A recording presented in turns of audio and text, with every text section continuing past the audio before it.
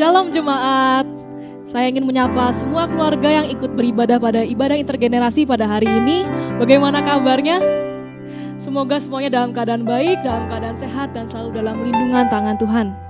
Untuk mengawali ibadah kita pada hari ini, saya ingin ajak jemaat sekalian bersama seluruh keluarga di rumah atau dimanapun Anda berada, kita nyanyikan Suci, Suci, Suci.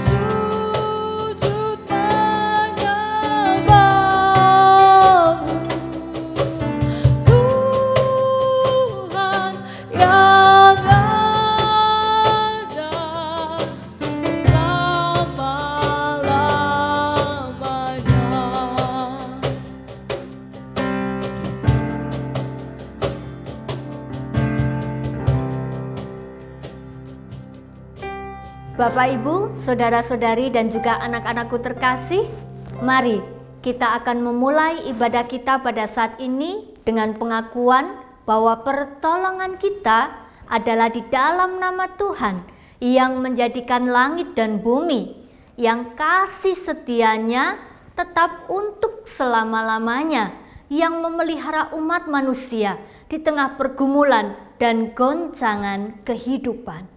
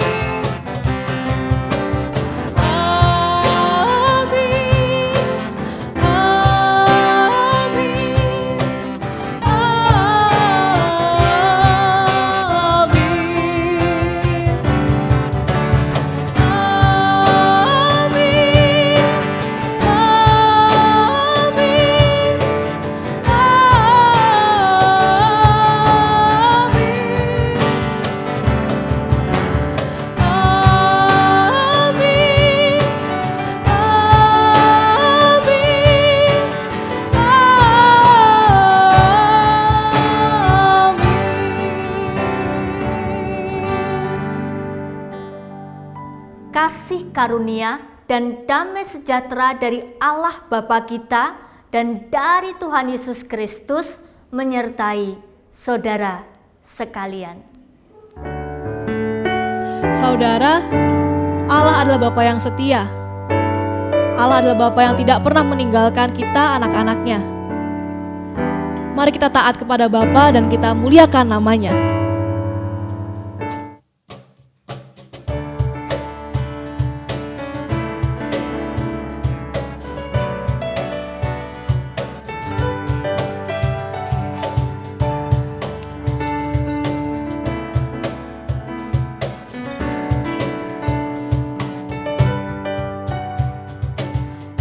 Betapa kau setia,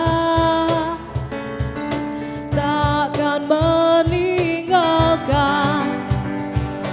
dan ku percaya Engkau milikku dan ku milikmu. Kerinduanku tinggikan namamu, karena ku tahu Engkau dalamku dan ku dalammu.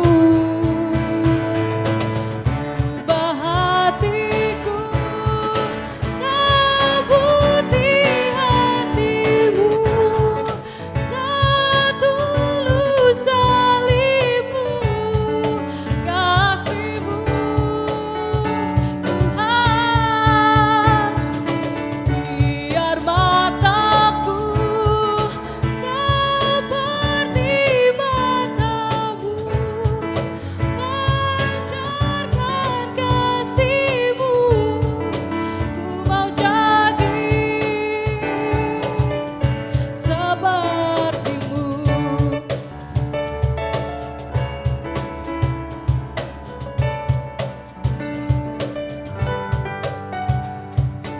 Kerinduanku tinggikan namamu, karena ku tahu Engkau dalamku dan ku dalammu. Ubah hatiku seperti hatimu, setulus salibmu, kasihmu Tuhan. Biar mataku seperti matamu, pancarkan kasihmu, ku mau jadi.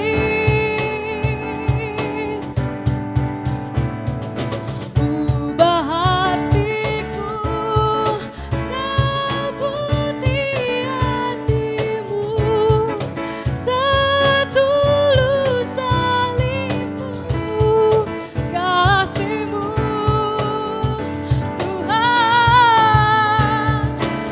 Biar mataku seperti matamu, pancarkan kasihmu, ku mau jadi sepertimu.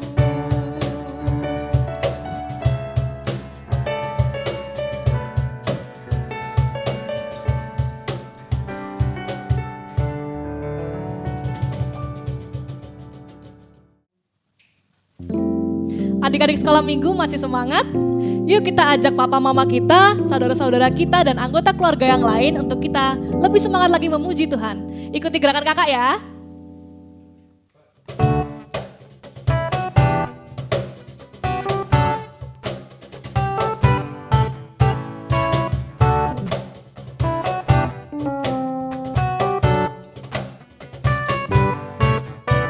Yesus pokok dan kitalah caranya, tinggallah di dalamnya. Yesus pokok dan kitalah caranya, tinggallah di dalamnya. Yesus pokok dan kitalah caranya, tinggallah di dalamnya. Pastilah kau akan berbuah. Yesus cintaku, ku cinta kau, kau cinta Dia. Yesus cinta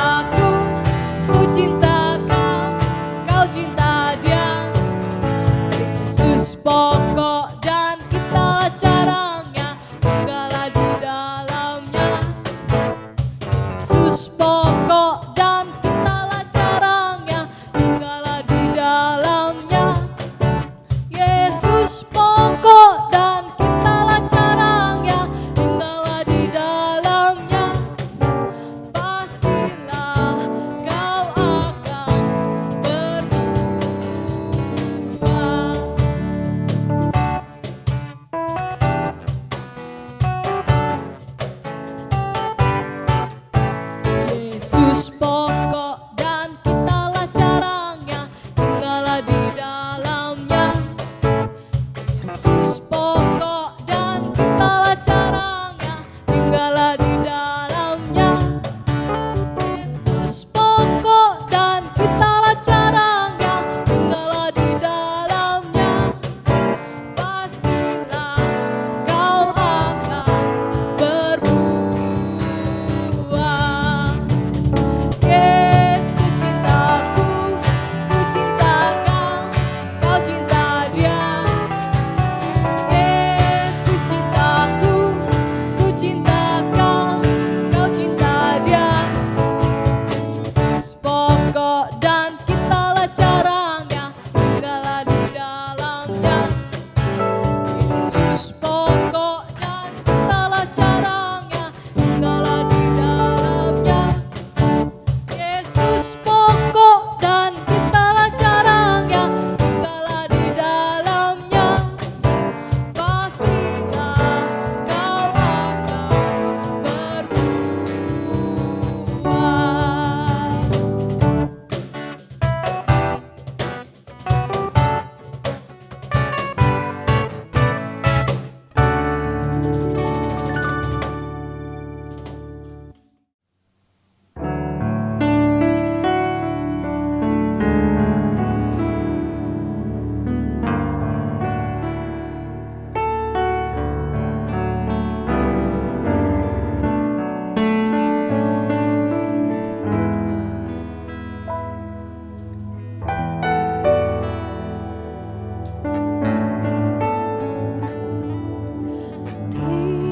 Tinggal sertaku, hari telah senja, gelap makin turun, Tuhan tinggallah, lain pertolongan tiada ku temui. Maha penolong tinggal sertaku.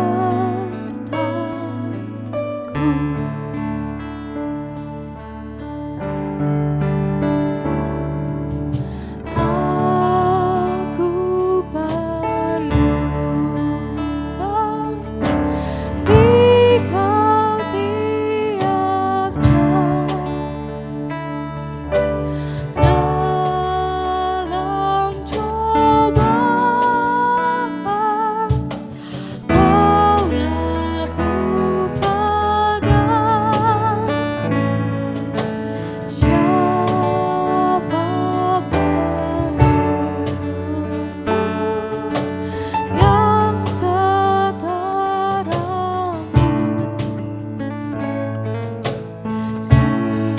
siang dan malam tinggal sertaku.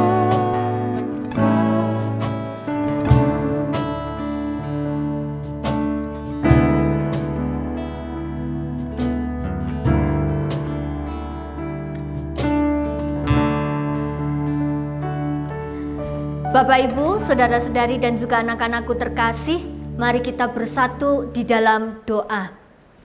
Bapa di dalam sorga, pada saat ini di dalam kerendahan hati, kembali kami datang kepadamu. Kami mengakui segala dosa dan kesalahan yang telah kami lakukan di dalam kehidupan kami. Kami menyadari bahwa seringkali kehidupan kami, tutur kata kami, pemikiran kami, bahkan sikap dan keputusan yang kami buat seringkali tidak sejalan dengan kehendak Tuhan. Oleh karena itu ya Bapa, pada saat ini kami memohon kiranya Tuhan mengampuni setiap kami. Tuhan melayakkan kami ketika kami bersama akan membaca dan merenungkan sabda-Mu. Berkati kami Tuhan di dalam setiap keterbatasan kami. Biarlah Roh Kudus yang boleh menolong, memampukan setiap kami untuk kami boleh mengerti apa yang hendak Tuhan sampaikan kepada setiap kami. Dan lebih dari itu, firman yang kami dengar, firman yang boleh kami renungkan bersama, itu boleh mengubah kehidupan kami, mengubah kehidupan sesama kami menjadi lebih baik lagi. Tuhan menolong dan memampukan hamba-Mu yang akan menyampaikannya. Biarlah semua yang akan disampaikan boleh disampaikan dengan baik, seturut dengan kehendak Bapa di sorga. Dalam nama Tuhan Yesus kami berdoa. Amin. Injil Yohanes pasalnya yang ke-12 ayat yang ke-20 sampai dengan 33. Injil Yohanes pasal yang ke-12 ayat yang ke-20 sampai dengan 33. Di antara mereka yang berangkat untuk beribadah pada hari raya itu, terdapat beberapa orang Yunani. Orang-orang itu pergi kepada Filipus yang berasal dari Betsaida di Galilea. Lalu berkata kepadanya, "Tuan, kami ingin bertemu dengan Yesus." Filipus pergi memberitahukannya kepada Andreas. Andreas dan Filipus menyampaikannya pula kepada Yesus. Tetapi Yesus menjawab mereka, katanya, "Telah tiba saatnya Anak Manusia dimuliakan. Aku berkata kepadamu, sesungguhnya jikalau biji gandum tidak jatuh ke dalam tanah dan mati, ia tetap satu biji saja. Tetapi jika ia mati, ia akan menghasilkan banyak buah. Barang siapa mencintai nyawanya, ia akan kehilangan nyawanya. Tetapi barang siapa tidak mencintai nyawanya di dunia ini, ia akan meliharanya untuk hidup yang kekal. Barang siapa melayani aku, ia harus mengikut aku, dan di mana aku berada, di situ pun pelayanku akan berada. Barang siapa melayani aku, ia akan dihormati Bapa. Sekarang jiwaku terharu, dan apakah yang akan kukatakan? Bapa, selamatkanlah aku dari saat ini. Tidak, sebab untuk itulah aku datang ke dalam saat ini. Bapa, muliakanlah namamu. Maka terdengarlah suara dari surga. Aku telah memuliakannya, dan aku akan memuliakannya lagi. Orang banyak yang berdiri di situ dan mendengarkannya berkata bahwa itu bunyi guntur. Ada pula yang berkata, seorang malaikat telah berbicara dengan dia. Jawab Yesus, suara itu telah terdengar bukan oleh karena aku, melainkan oleh karena kamu. Sekarang berlangsung penghakiman akan dunia ini. Sekarang juga penguasa dunia ini akan dilemparkan keluar. Dan aku, apabila aku ditinggikan dari bumi, aku akan menarik semua orang yang datang kepadaku. Ini dikatakannya untuk menyatakan bagaimana caranya ia akan mati. Demikianlah Injil Yesus Kristus. Berbahagialah setiap orang yang mendengarkan firman Tuhan, menyimpannya dalam hati, dan melakukannya dalam hidup setiap hari. Hosiana. Shalom Bapak Ibu Saudara dan juga anak-anakku terkasih, apa kabar semuanya? Bapak Ibu Saudara, mari kita awali renungan kita pada saat ini dengan bersama terlebih dulu kita menyanyikan satu lagu yang tentunya kita bisa. Ya, judul lagunya adalah Ajaib Benar. Ajaib benar anugerah pembaru hidupku, ku hilang buta bercela, olehnya ku sembuh. Ya, saudara, hampir semua dari antara kita tahu lagu ini, dan hampir semua dari antara kita bisa menyanyikannya. Pertanyaannya adalah, siapakah yang mengarang lagu ini? Kalau dari lirik aslinya berjudul Amazing Grace. Ya, betul. Yang mengarang lagu ini adalah John Henry Newton. Nah, persoalannya adalah, siapakah John Henry Newton? Dia adalah seorang komandan kapal budak pekerjaannya adalah menjual manusia. Perilakunya sangat tidak terpuji. Dan pada tahun 1748, kapal John Newton ini dihantam oleh badai yang begitu besar, sangat dahsyat. Tetapi dengan ajaibnya, kapal tersebut selamat. Nah, maka dari itu sejak saat itulah John Newton bertobat. Sebuah keputusan besar mengubah seluruh kehidupannya. Dia memilih, dia memutuskan untuk hidup di dalam anugerah Tuhan. Apa yang bisa kita pelajari dari seorang John Newton? Siapapun kita, saudara, setiap hari kita akan diperhadapkan dengan begitu banyak hal, dan untuk itu semua kita harus mengambil keputusan. Misalnya apa? Ketika kita mulai dari bangun tidur, kita dihadapkan pada pilihan. Kita akan segera bangun dan berolahraga, atau kita akan bangun dan bermalas-malasan, lalu kemudian kita bermain HP terlebih dulu. Itu sudah satu pilihan dan keputusan yang harus kita ambil. Setelah itu saudara mau langsung mandi dulu, atau mandinya nanti saja sekalian mandi sore begitu, itu pun juga sebuah pilihan. Nah, ketika mau sarapan atau tidak, itu juga sudah pilihan.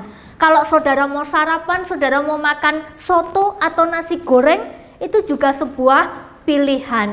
Nah, itu baru keputusan-keputusan yang kita harus ambil dalam hal yang sederhana, saudara.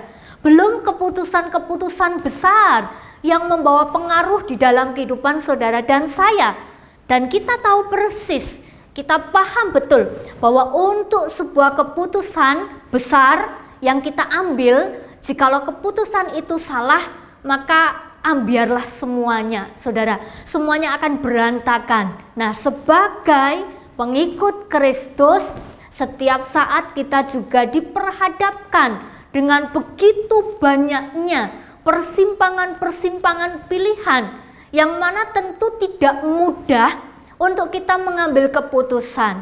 Nah, secara khusus hari ini, di tengah kehidupan yang tidak mudah, di tengah kehidupan yang banyak sekali rintangan dan tantangan, kita pun diperhadapkan pada pilihan.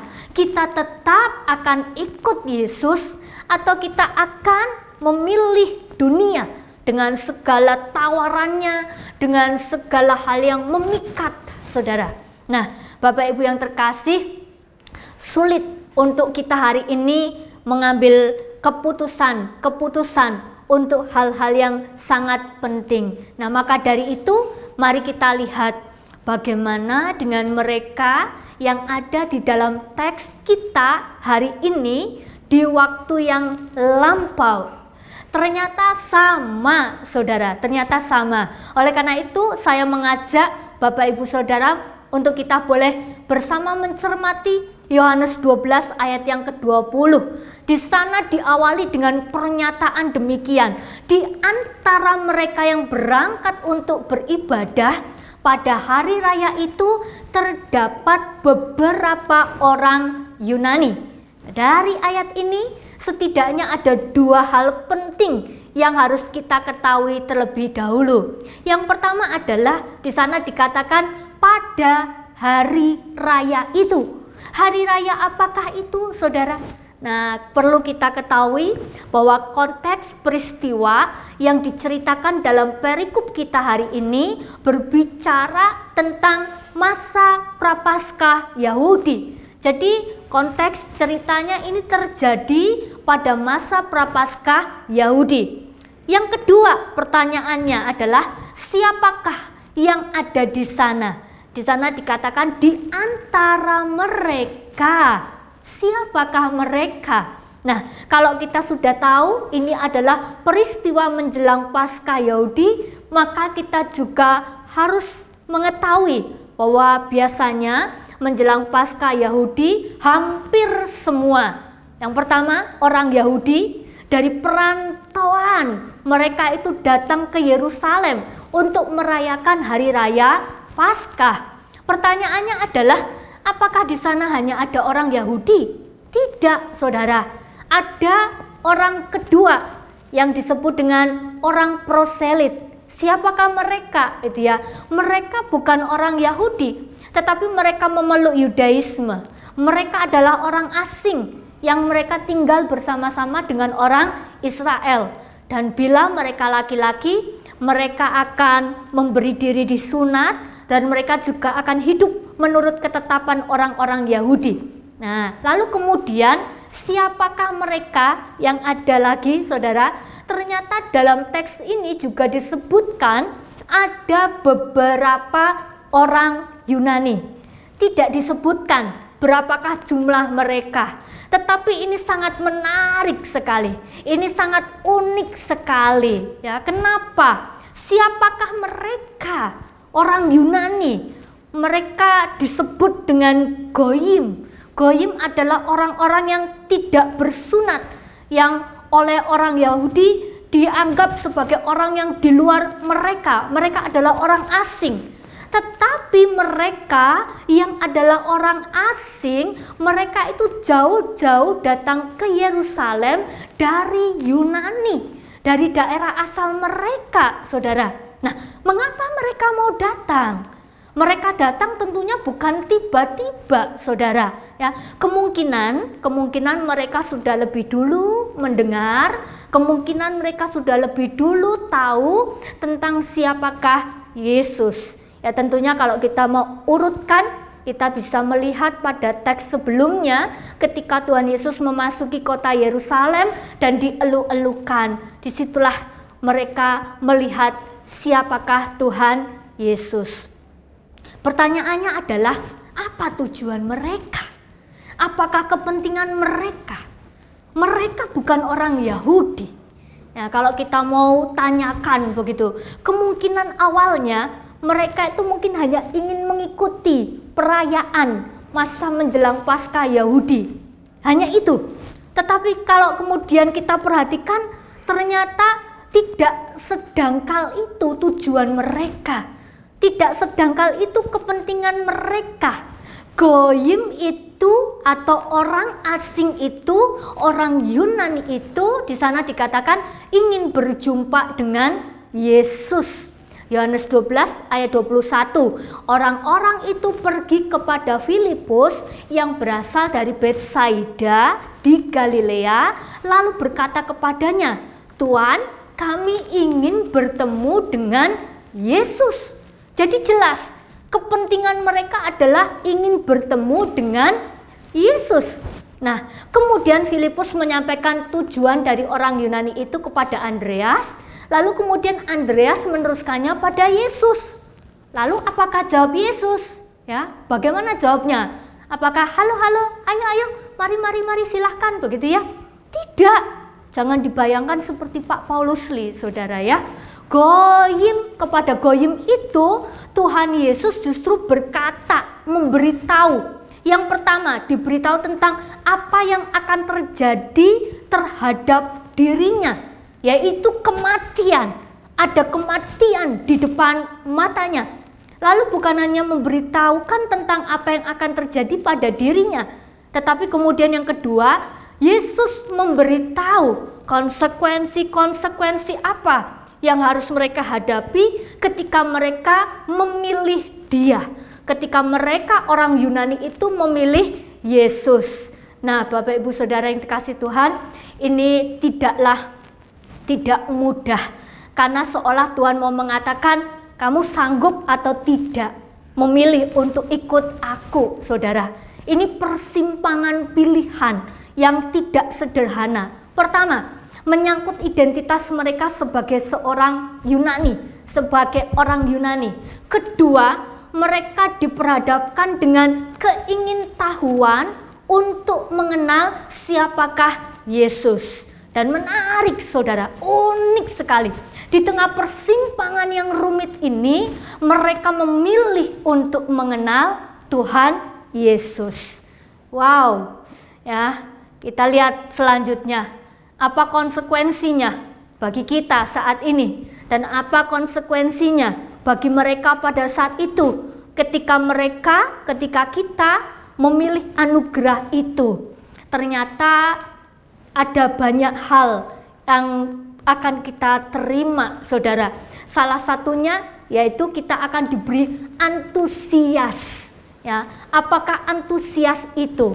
Antusias berasal dari kata en dan theos, yang artinya Allah di dalam. Allah itu berada di dalam.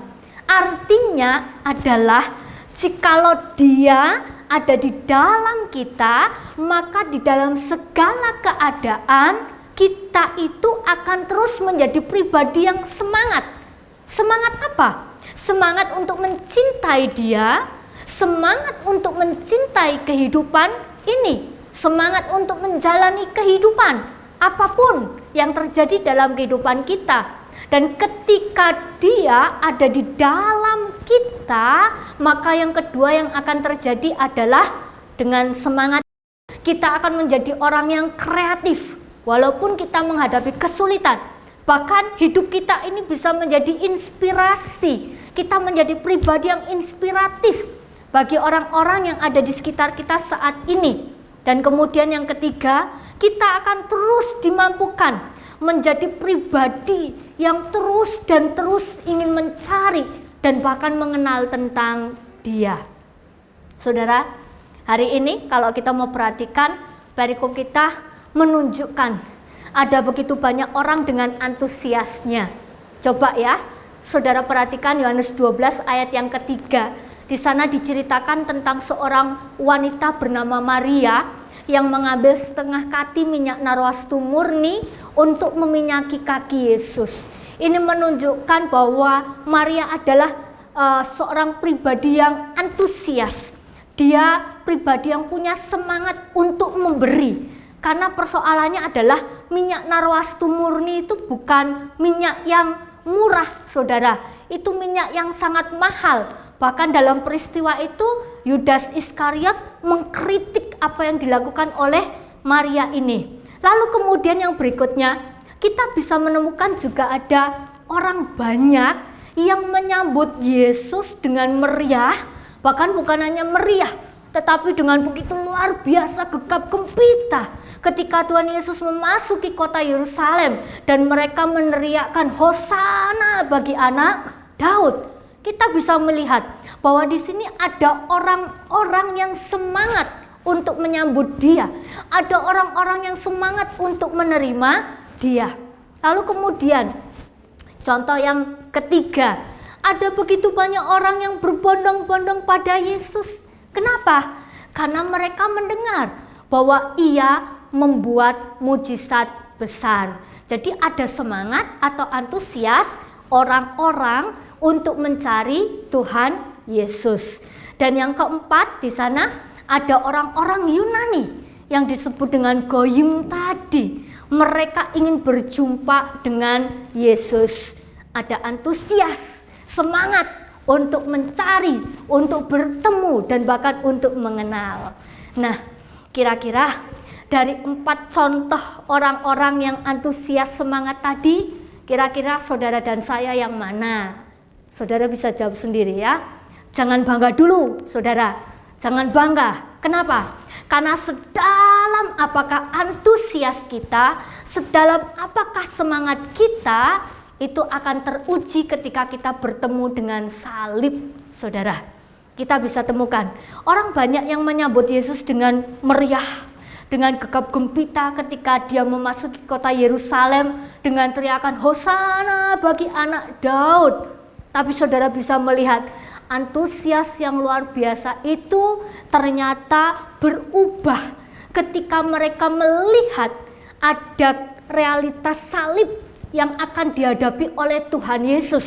Sehingga apa yang terjadi? Kata Hosana itu kemudian berubah menjadi salibkan Dia.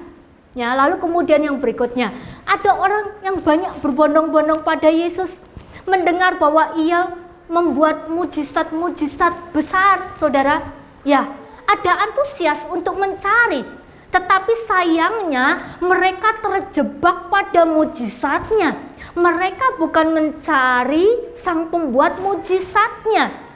Mereka hanya menyenangi sesuatu yang menguntungkan diri mereka. Dan mereka tidak mencari salib yang tidak menyenangkan itu, saudara. Nah, saudaraku yang dikasihi oleh Tuhan, bagaimana dengan kehidupan kita pada saat ini? Apa kaitannya? Saya mau katakan, saudara, tidak usah pandemi, kehidupan ini sudah cukup sulit. Banyak orang berjuang, mulai dari merangkak hingga mampu berdiri, berjalan perlahan-lahan. Itu sudah sulit. Ditambah dengan keadaan sekarang ini, pandemi. Tidak sedikit orang yang stres, tidak sedikit orang yang putus asa, tidak sedikit orang yang frustasi ketika mereka harus berhadapan dengan pergumulan, ketika mereka harus berhadapan dengan salib tersebut, saudara. Nah, disinilah kita diajak untuk melihat perbedaan antara orang yang memilih dunia dengan segala kenikmatannya dengan orang yang memilih tetap ikut Yesus, memilih anugerah itu walaupun harus berhadapan dan bahkan berjalan dengan salib itu, saudara. Bagi orang yang memilih dan memutuskan untuk hidup dalam anugerah Tuhan, maka dengan jelas dikatakan di sana dia akan menjadi orang yang antusias, orang yang punya semangat dalam segala keadaan. Kenapa? Karena Tuhan ada di dalam mereka, Dia ada di dalam kita, saudara. Nah, hari ini tidak sedikit orang yang kesulitan di dalam persoalan pekerjaan. Secara manusia, saudara, hari ini mempertahankan usaha, pekerjaan, itu sudah pasti akan membuat orang itu stres dan frustasi. Kita tahu, di depan mata kita sendiri kita melihat ada begitu banyak perusahaan-perusahaan besar yang kemudian pada akhirnya gulung tikar, saudara. Nah, tetapi bagaimana dengan mereka yang hidup di dalam anugerah Tuhan? Kesulitan tidak akan membuat mereka menyerah. Kesulitan tidak akan membuat mereka putus asa, tetapi justru kesulitan akan membuat semangat mereka semakin berkobar. Mereka akan semakin mau berjuang, berusaha, tidak menyerah.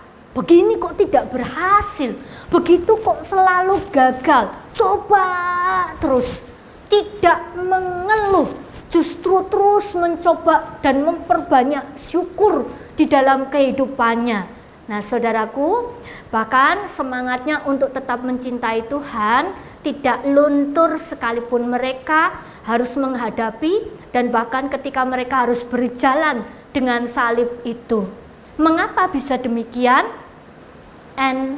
Theos, karena Allah ada di dalam mereka. Yang berikutnya, saudara, hari ini sekolah online ternyata menjadi tantangan tersendiri bagi anak-anak kita.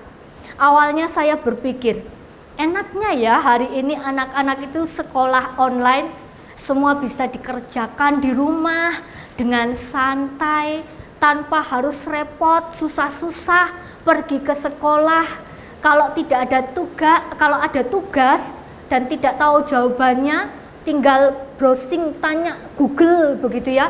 Semua jawaban ada di sana. Tetapi ternyata saya salah, Bapak Ibu Saudara. Tidak sedikit anak-anak kita yang mengalami ketakutan. Tidak sedikit anak-anak kita yang kemudian mulai putus asa. Kenapa? Ya, terutama ketika seminggu kemarin mereka menghadapi ujian, terutama bagi yang akan ujian kelulusan. Mereka mengatakan kendala sekolah online itu luar biasa. Ketika guru mereka menerangkan dan mereka tidak paham, ya sudah, selesailah. Ya, bisa tidak bisa, ya tidak tahu, pokoknya harus bisa. Dan ketika mereka harus ujian kelulusan, ini menjadi sebuah pressure tersendiri untuk mereka. Ya, tetapi yang menarik adalah tidak untuk mereka yang memilih anugerah Tuhan. Saya salut dengan anak-anak kita yang luar biasa. Kesulitan tidak membuat mereka gentar. Mereka tidak bisa, tapi mereka berusaha terus ya. Mereka terus mencoba, mereka mencoba untuk belajar kelompok ya, walaupun mereka dengan video call atau dengan Zoom. Nah, bagi yang orang tuanya mampu, mereka les dan lain sebagainya. Dan yang menarik adalah tepat 1 minggu, kira-kira berarti 1 minggu yang lalu, sebelum mereka masuk ujian kelulusan, mereka mengajak untuk berdoa bersama-sama. Wah, ini luar biasa sekali saudara. Saya bertanya, ini mereka disuruh orang tuanya tidak ya? Kok saya rasa orang tuanya tidak menyuruh saudara? Ayo berdoa dengan ibu pendeta. Saya rasa kok tidak gitu ya. Tetapi itu adalah inisiatif mereka. Mereka sadar di depan mereka ada kesulitan. Tetapi itu semua tidak melunturkan semangat mereka untuk tetap mencintai Tuhan. Semangat untuk terus berusaha. Kenapa bisa demikian? Theos, Allah ada di dalam mereka. Berikutnya saudara, hari ini kesulitan keuangan membuat orang banyak menjadi ciut ngelokro. Ya, bagi mereka, kalau mereka memilih dunia, mereka akan mencari jalan alternatif saudara. Entah mereka pergi ke dukun atau kemanapun juga. Tetapi tidak demikian dengan orang yang memilih Yesus, memilih anugerah. Kesulitan justru membuat mereka semakin kreatif. Kreatif dalam hal apa? Mengatur keuangan. Ya, hari ini kita tahu, ya, berusaha untuk mengurangi jiwa konsumtif, gaya hidup hedonis, supaya keuangan stabil diatur sedemikian rupa, saudara. Kreatif dalam bekerja. Kalau dulu kita mengandalkan pembeli itu datang ke toko kita, maka hari ini menjadi kreatif dengan membuat penawaran secara online. Dan bahkan tidak canggung untuk jemput bola, saudara. Dan bahkan lebih dari itu, di tengah kesulitan, mereka masih kreatif untuk menolong orang lain, ya, saling menolong. Kok bisa demikian? Bisa. Karena apa? Theos, Allah ada di dalam mereka. Kesulitan, salib yang harus dipikul justru membuat kita ingin semakin mengenal Dia, semakin mencintai Dia. Sehingga sekalipun dalam kabut gelap, ketika mata manusia kita ini sudah tidak mampu melihat jalan di depan sana, mata ini tidak mampu melihat, tetapi diri kita mampu merasakan bahwa Dia ada di sana.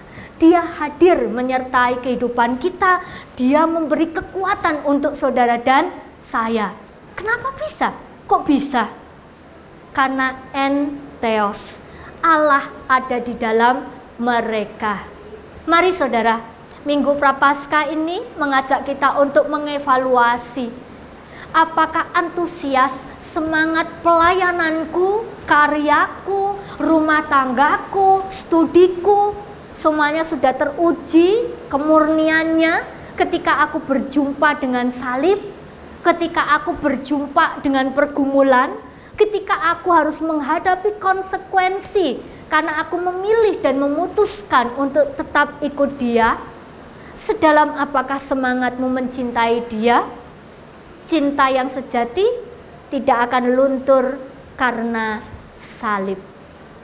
Amin. Tuhan Yesus memberkati. Mari kita berdoa. Bapa di dalam sorga, kami mengucap syukur untuk kebenaran firman yang boleh kembali kami dengarkan. Terima kasih Tuhan mengingatkan setiap kami agar kami boleh senantiasa memilih Tuhan di dalam kehidupan kami. Ampuni kami ya Tuhan, ketika beban dunia ini seringkali membuat kami ciut dan mengalihkan perhatian kami daripada Tuhan, dan kami seringkali lebih memilih untuk ikut dunia. Ya Tuhan, kini kami menyadari bahwa ketika kami memilih Tuhan Yesus di dalam kehidupan kami, maka Engkau sendiri yang akan hadir memberi kami kekuatan, memberi kami semangat, memampukan kami untuk kami boleh melewati hari ini dan hari-hari ke depan yang bahkan belum kami ketahui. Terima kasih Tuhan, ini doa dan syukur kami.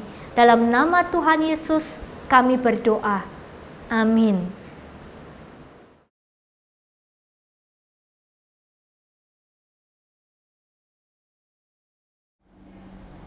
Mari jemaat terkasih, kita ungkapkan pengakuan iman rasuli kita dengan bersama-sama kita menyanyikan lagu Kidung Jemaat 280, Aku Percaya.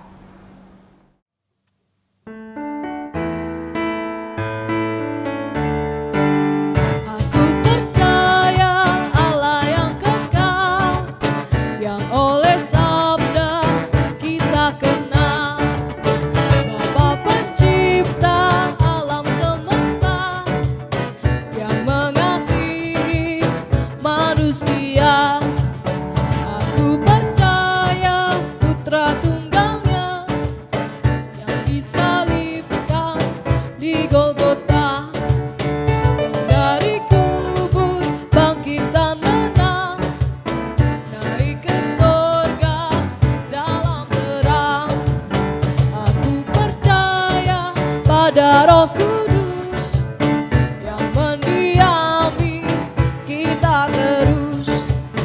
Aku percaya gereja yang besar, ku jadi suci di dalamnya.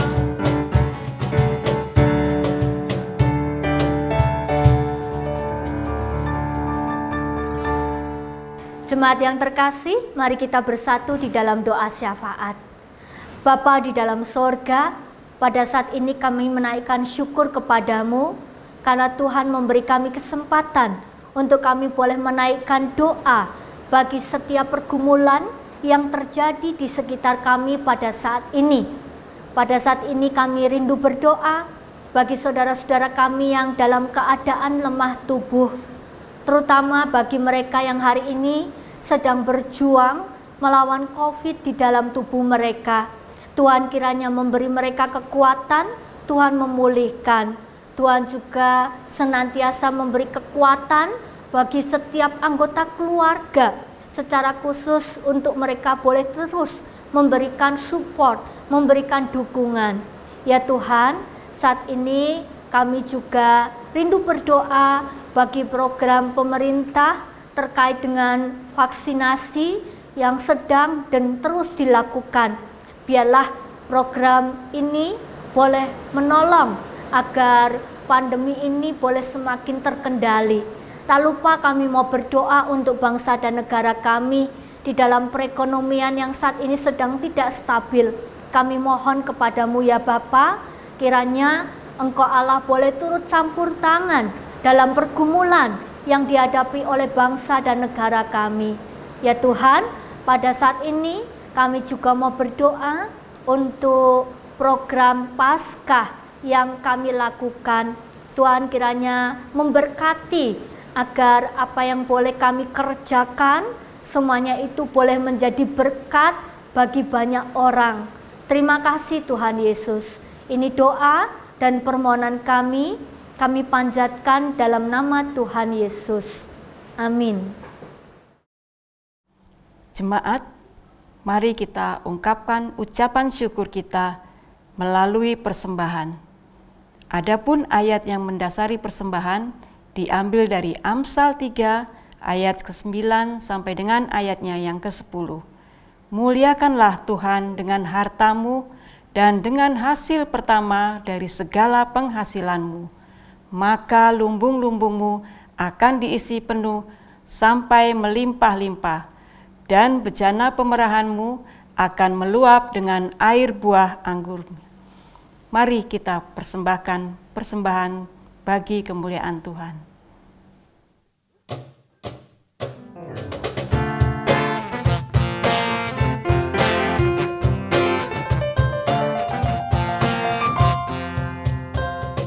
Alam raya menyanyikan kemuliaannya, cakrawala memasyurkan karya tangannya. Shalalalalala, lalalalala, shalalalalala, lalalalala, dengan firman-Nya yang ajaib, tercipta karyanya. Siang dan malam, langit dan bumi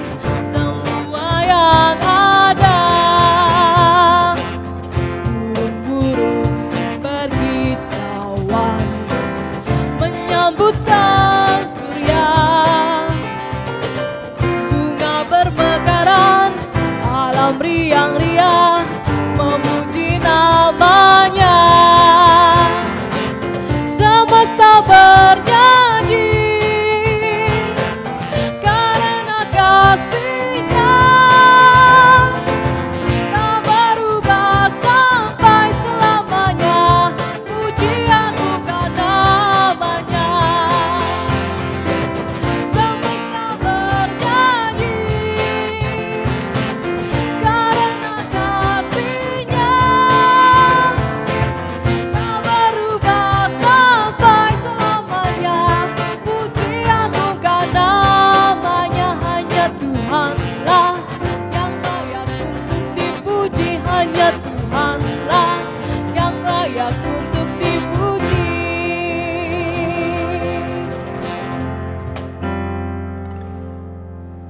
Mari kita berdoa untuk persembahan kita.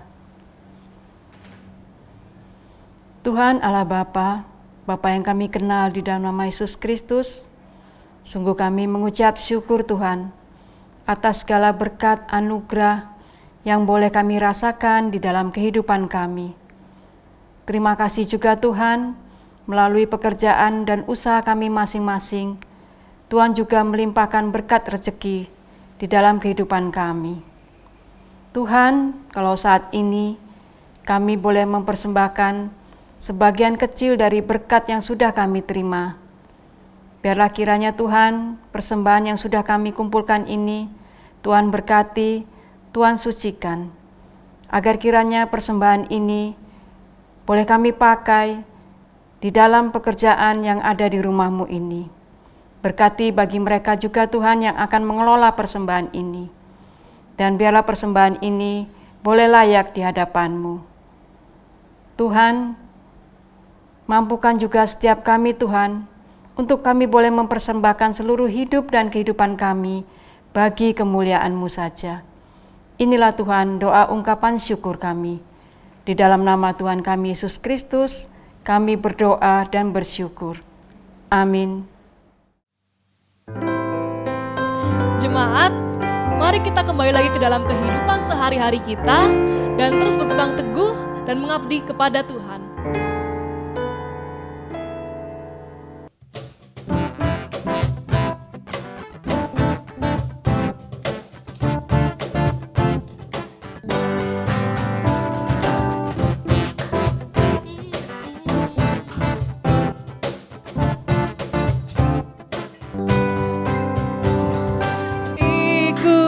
Kau saja Tuhan, jalan damai bagiku. Aku selamat dan sentosa hanya oleh darah-Mu. Aku ingin ikuti Kau dan mengabdi padamu. Dalam di Kau juru selamat, ku bahagia penuh.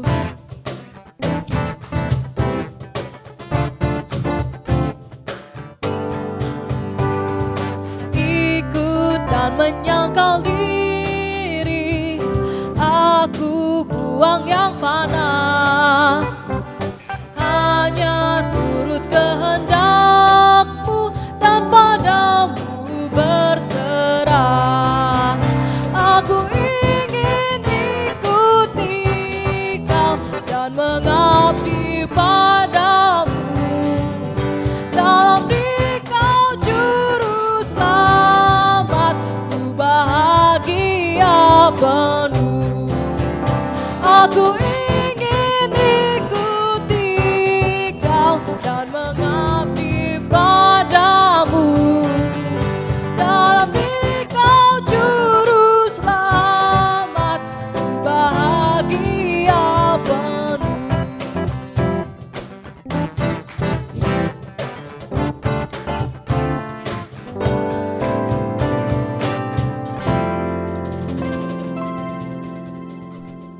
Jemaat terkasih, bersama Tuhan, mari kita kembali ke dalam kehidupan kita untuk menerangi dan menggarami dunia.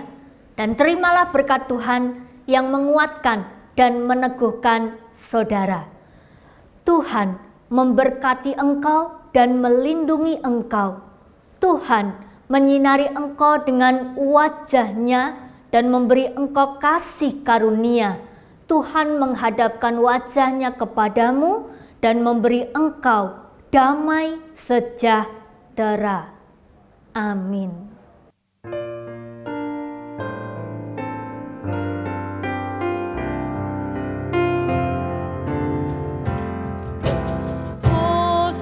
Hosiana, amin. Hosiana, amin. Hosiana, Hosiana, Hosiana,